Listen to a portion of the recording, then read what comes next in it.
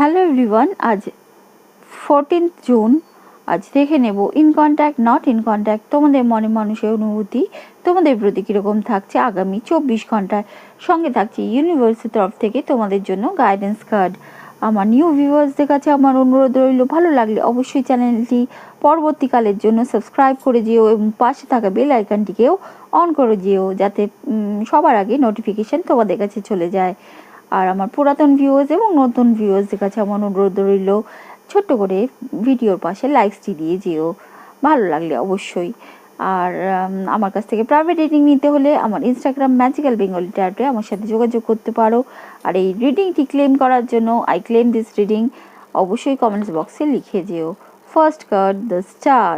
হ্যাঁ, তাদের মনে একটা তোমাদের এই রিলেশনশিপের প্রতি যে একটা আশা ছিল, যে অনেক ইমোশন নিয়ে তারা ছিল, তোমরাও ছিলে, এই ইমোশনটার অভাব বা ঘাটতি দেখা যাচ্ছিল ইদানিংকাল, কিন্তু আজকের দিনে এই নতুন করে তাদের আশার আলো সঞ্চার হবে তোমাদের এই রিলেশনশিপ নিয়েও।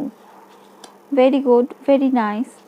এবার দেখা যাক next card page of swords. যারা নো কন্ট্যাক্টে ছিলে তোমাদের মনের মানুষ থেকে, তারা একটু স্পাইং করবে। ইন কন্ট্যাক্টে যারা আছো তারাও একটু স্পাইং করবে যে তোমাদের মানসিকতাটা কী, বা তোমরা এই রিলেশনশিপ থেকে তোমরা কী চাও সেটা বার করার জন্যই হয়তো এই স্পাইংটা তাদের চলবে সোশ্যাল মিডিয়ায় অবশ্যই।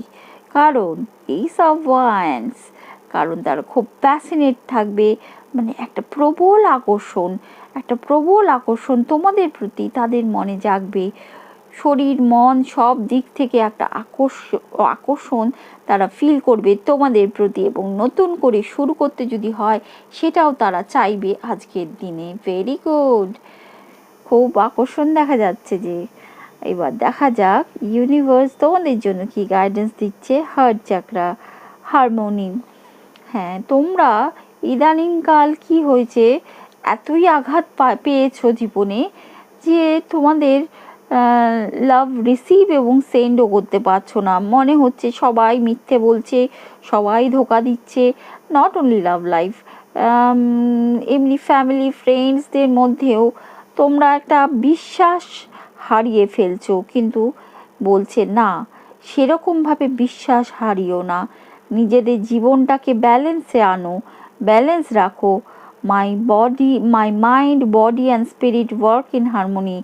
এই যে মাথা এবং বডি এবং নিজের আত্মাকে এক সঙ্গে চালনা করতে বলছে।